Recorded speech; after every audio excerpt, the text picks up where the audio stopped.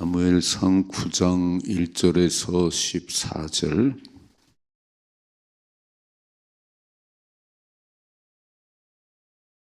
같이 읽겠습니다. 베냐민 지파에 기스라 이름하는 유력한 사람이 있으니 그는 아비엘의 아들이요 스롤의 손자요 베고라스의 증손이요 아비아의 현손이며 베냐민 사람이더라. 기스에게 아들이 있으니 그의 이름은 사울이요 준수한 소년이라. 이스라엘 자손 중에 그보다 더 준수한 자가 없고 키는 모든 백성보다 어깨 위만큼 더 컸더라. 사울의 아버지 기스가 암나기들을 잃고 그의 아들 사울에게 이르되 너는 일어나 한 사환을 데리고 가서 암나기들을 찾으라 하매 그가 에브라임 산지와 살리사 땅으로 두루 다녀 보았으나 찾지 못하고 사알림 땅으로 두루 다녀 보았으나 그곳에는 없었고 베냐민 사람의 땅으로 두루 다녀 보았으나 찾지 못하니라. 그들이 숲 땅에 이른 때에 사울이 함께 가던 사원에게 이르되 돌아가자. 내 아버지께서 암나기 생각은 고사하고 우리를 위하여 걱정하실까 두려워하노라 하니 그가 대답하되 보소서 이 성읍에 하나님의 사람이 있는데 존경을 받는 사람이라. 그가 말한 것은 반드시 다 응하나니 그리로 가사이다. 그가 혹 우리가 갈 길을 가르쳐 줄까 하나이다 하는지라. 사울이 그의 사원에게 이르되 우리가 가면 그 사람에게 무엇을 드리겠느냐? 우리 주머니에 먹을 것이 다하였으니 하나님의 사람에게 드릴 예물이 없도다. 무엇이 있느냐 하니 사원이 사울에게 다시 대답하여 이르되 보소서 내 손에 은 한 세겔의 4분의 1이 있으니 하나님의 사람에게 드려 우리 길을 가르쳐 달라 하겠나이다 하더라. 옛적 이스라엘의 사람이 하나님께 가서 물으려 하면 말하기를 선견자에게로 가자 하였으니 지금 선자라는 자를 옛적에는 선견자라 일컬었더라.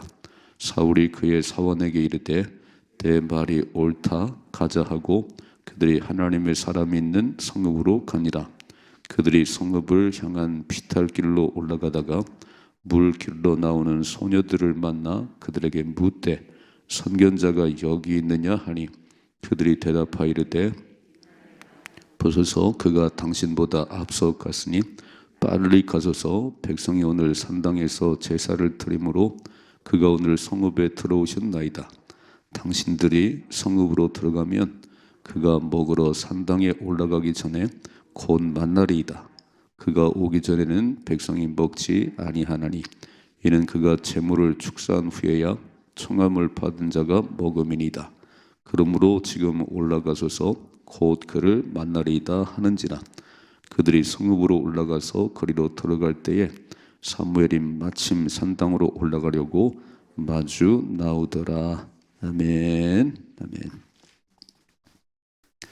자, 이제 왕을 요구하는 이스라엘 백성들에게 하나님께 세워주라. 근데 왕이 세워지면 어떤 일이 날 것인지 아주 자세히 왕의 제도를 얘기했어요. 왕이 세워지면 절대 유익하지 않다. 종으로 부를 것이다. 종으로. 그래서 엄청 어려움 당할 것이다. 그런데도 아닙니다. 막 왕 세워주세요. 이 선택을 잘해야 되는데 한번 선택을 하면 선택은 책임을 져야 되는 거예요. 그러니까 잘 이렇게 선택을 그냥 분별을 해야 되고 좀 조언을 들어야 되고. 근데 왕이 세워지면 이런 어려움이 있다고 다 얘기를 했어요. 그런데도 막 막무가내로 아닙니다. 우리에게도 이방 나라처럼 왕을 세워주세요. 하나님 말씀은 세우라. 자, 어제 아침 마지막 보세요. 이렇게 되어 있죠. 하나님께서 21절 8장 21절 같이 읽어봐요. 사무엘이 백성의 말을 다 듣고 여호와께 아뢰매 여호와께 사무엘에게 이르시되 그들의 말을 들어 왕을 세우라. 그래서 이 때를 써가지고 하나님께서 아니라고 그러는데 막 때를 써가지고 얻으면 그게 유익하지 않아요. 하나님께 뭘 구할 때 하나님이 아니라는 사인이 오는데도 막 계속 구하면 하나님 주시긴 주시지요. 근데 그것이 삶에 유익하지가 않습니다.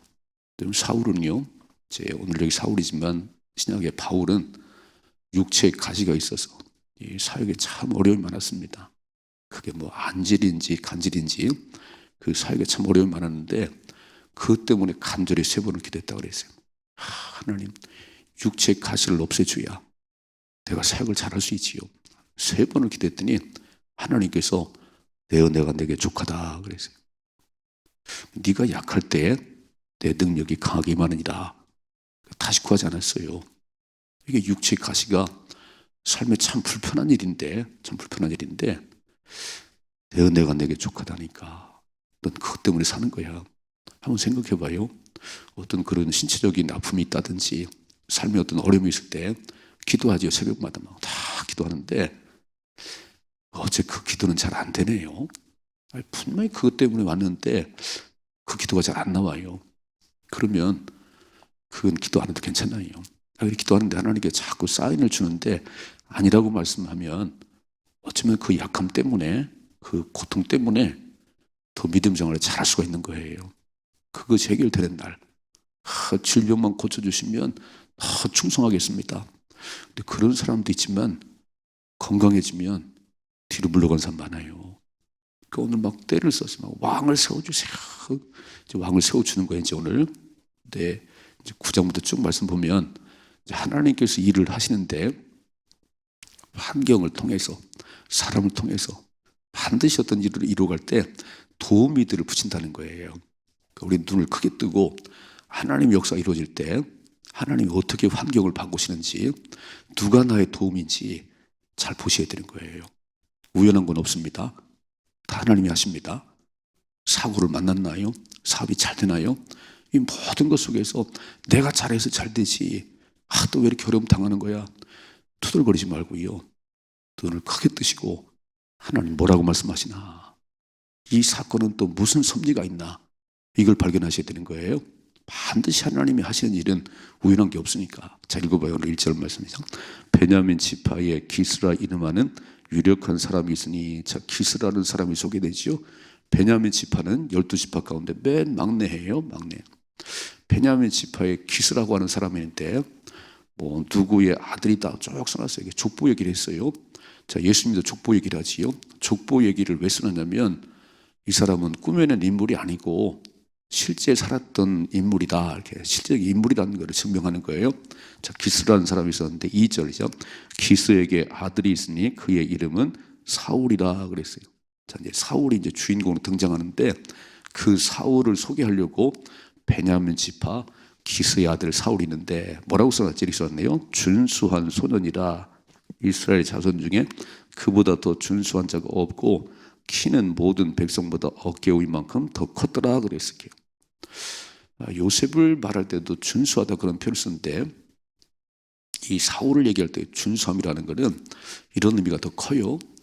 어떤 성품에 관한 이야기도 있지만 그보다는 게 풍채가 크다, 이렇게 풍채가 좋다, 이렇게 키는 다른 사람보다 더 커요, 이렇게. 그래서 싸움하러 나가면 잘 싸울 것 같아요.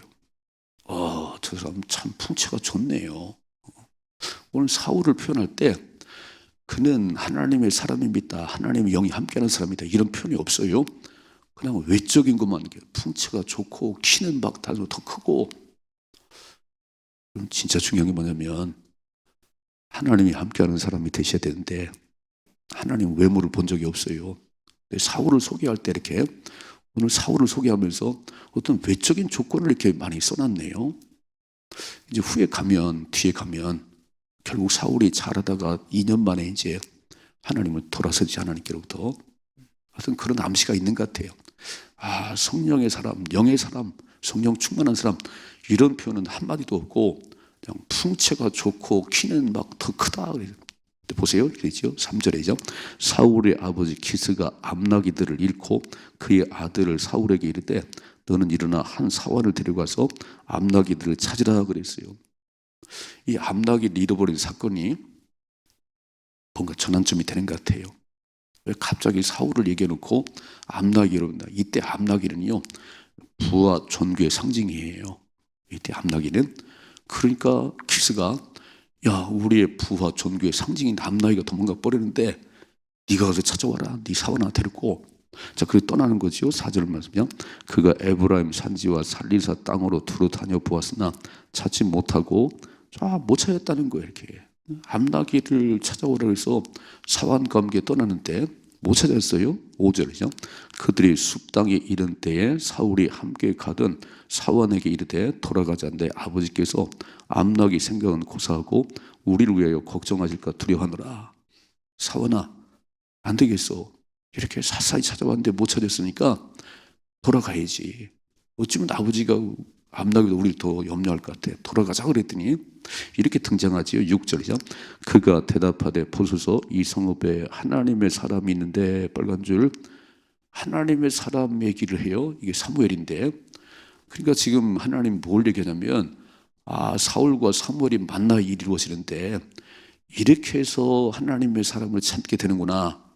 그래서 하나님의 사람이 있는데 존경받는 사람이라 그가 말한 것은 반드시 다 응하나니 그리로 가사이다. 그가 혹 우리가 갈 길을 가르쳐줄까 하나이다. 사환이 왜 따라왔을까? 사환이 안 따라왔으면 그냥 찾다가 돌아갔을 텐데 사환과 함께 왔는데 그 사환이 입을 열어 말해요. 사울이요, 이곳에 하나님의 사람이 있어요. 근데 그가 말하면 다 이루어져요. 가서 물어보십시다. 읽어봐요. 7절이요. 사울이 그의 사환에게 이르되 우리가 가면 그 사람에게 무엇을 드리겠느냐? 우리 주머니에 먹을 것이 다했으니 하나님의 사람에게 드릴 예물이 없도다. 그러니까 예전에는 이렇게 선지자를 만나러 갈 때는 뭔가 예물을 들고 갔던 것 같아요. 근데 우리 예물이 없어. 그럼 어떡하면 좋지? 자, 읽어봐요. 8절이요. 사환이 사울에게 다시 대답하이르되 보소서 내 손에 은 한 세겔의 4분의 1이 있으니 하나님의 사람에게 드려 우리 길을 가르쳐달라 하겠나이다. 사울이요, 내게 은 세겔 4분의 1이 있어요. 많진 않지만 이게 있어요. 이거 가져가십시다. 9절이죠. 옛적 이스라엘의 사람이 하나님께 가서 물으려 하면 말하기를 선견자에게로 가자 했으니 지금 선자라는 자를 옛적에는 선견자라 일컬었더라. 그러니까 성경에 선견자라든지 선자라는 이런 용어 나오면 같다 그런 얘기예요.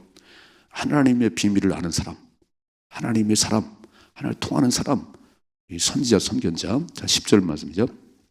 사울이 그의 사원에게 이르되 내 말이 옳다 가자 하고 그들이 하나님의 사람이 있는 성읍으로 가니라 그랬어요. 자, 첫째로 하나님께서 이제 사람을 세워서 일하잖아요, 이게죠. 누군가가 이스라엘 왕이 되어야 되는데 가장 막내 지파인 베냐민의 그 기스라는 사람의 아들 사울이 있는데 그는 준수하고 아주 풍채가 좋고 키는 다른 사람보다 머리통만큼 더 있는데 왜 그 아버지가 암나기를 잃어버려가지고 아들아 암나기 찾아와 사원 하나 데리고 그래서 한참 찾다가 못 찾았는데 다시 집으로 가려고 하는데 사환이 아이고 사울이요 여기 하나님의 사람이 있어요 여기 그분한테 물어보십시다.